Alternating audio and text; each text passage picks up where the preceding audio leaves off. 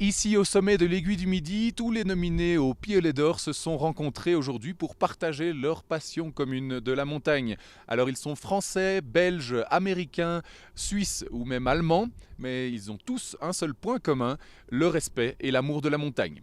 Alors, même si les Piolets d'Or sont la plus haute distinction en alpinisme, chez les nominés, on reste néanmoins très simple.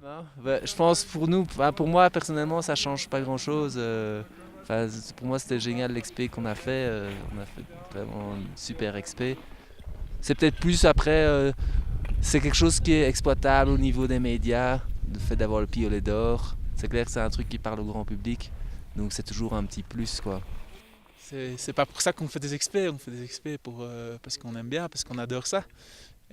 Mais bon, c'est quand même chouette de recevoir cette reconnaissance, quoi. Mais plus qu'une reconnaissance, l'attribution des Piolets d'Or, c'est surtout un appel à une pratique de l'alpinisme respectueuse de l'environnement.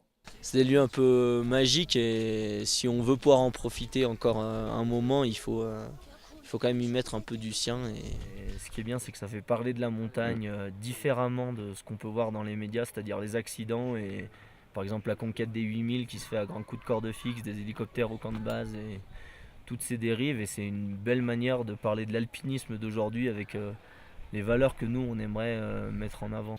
Ces valeurs, c'est surtout, on va dire, l'esprit du grand alpinisme moderne, c'est surtout l'innovation, donc aller à la découverte de nouvelles montagnes, d'itinéraires nouveaux, de massifs reculés. Et puis je dirais aussi et avant tout le respect des partenaires de cordée, le respect de la montagne, en y allant avec des moyens légers, donc une économie de moyens la plus grande possible. Et cet événement, c'est aussi l'occasion de récompenser les figures emblématiques de l'histoire de l'alpinisme par les Piolets Carrières. Cette année, c'est Doug Scott qui présidera le jury. Il est le premier alpiniste anglais à avoir vaincu l'Everest en 1975. Il rejoint donc le cercle très fermé des détenteurs d'un Piolet d'Or Carrière avec Walter Bonatti et Reinhold Messner.